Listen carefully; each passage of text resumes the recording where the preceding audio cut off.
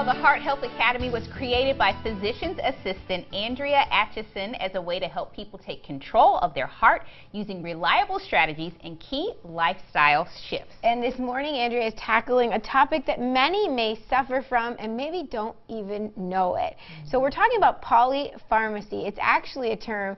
And good morning, first and foremost. Yeah. So nice to be here. Thanks for joining us. I did not know that such a term called polypharmacy existed. Right. So first and foremost, tell us what it is. Absolutely. You know, it's not this grandiose, fancy term, but if you don't know what it means, basically it just means patients or people that take multiple medications for their medical conditions, and that's it. So more than one medication, poly meaning many, and that affects so many people, you know, in America and the whole world. And you're saying that there are some easy steps that people can take to get off of some of these medications to kind of, you know, better their lifestyle. Absolutely. We're going to go over some of those steps in a minute, but my take is, you know, I come from the world of cardiology, which encompasses many disease states, high blood pressure, high cholesterol, diabetes, and most of my patients that came in were on so many medications, and I only had 10 minutes to talk to them. So my main job was to increase their med, decrease their med, or add another one. And so I found that I became like a pill pusher. And I looked back over many years and I said, geez, you know, I really want to get to the root of why they're taking the medications in the first place, so perhaps we can get them off of it, you know, so that's the end result. Right. Yeah. Well, and so there is, the reality is that you can get off of these medications, right, for the most part. So for the most part, you know, I'm not sitting here saying that medications are bad. There obviously are a lot of conditions that people need medications for, of course, and we all know that.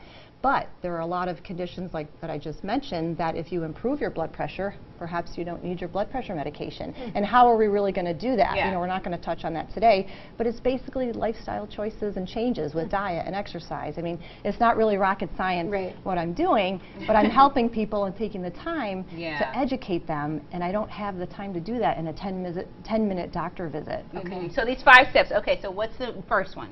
So the first one, to me, which is very important, is to actually know your medications. You know, ta-da!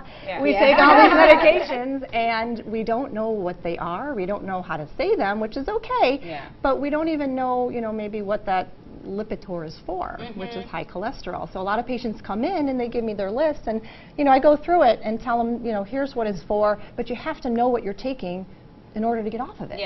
So make a list. Write down the name, the dose, and what it's for. Well, and then to go along with that, find out what it's going to take to get off of those medications, right?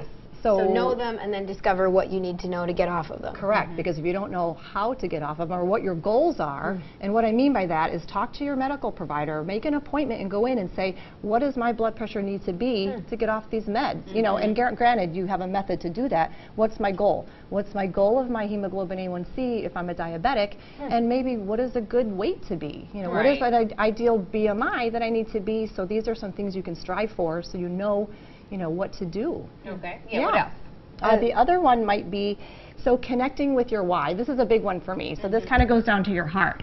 So you have to figure out with anything in life why you're doing something. If you don't know why you're doing it, you're not going to do it, right? So what I think, I have a method that I'm not going to get into today, but if you work with me, we delve deep into that. And so you might say, well, I just want to live longer. Okay, well, that's great, but that's very generic. So why don't we, you know, kind of delve into that? And maybe the bottom thing that you end up saying is, well, I want to live to be, you know, 100 because I want to see my grandkids get married. And maybe you're 75 years old and your grandkids are 5.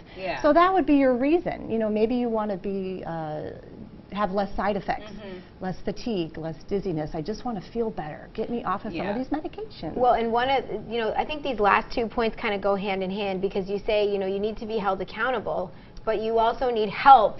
Some people really need to know that they need the help to then be held accountable. Right. So the fourth one is be accountable and be responsible for your medical care. You know, if you're not accountable for, again, anything in life, you're not going to do it successfully. So find out, you know, how you can be accountable and responsible. Really take charge of your health and own it.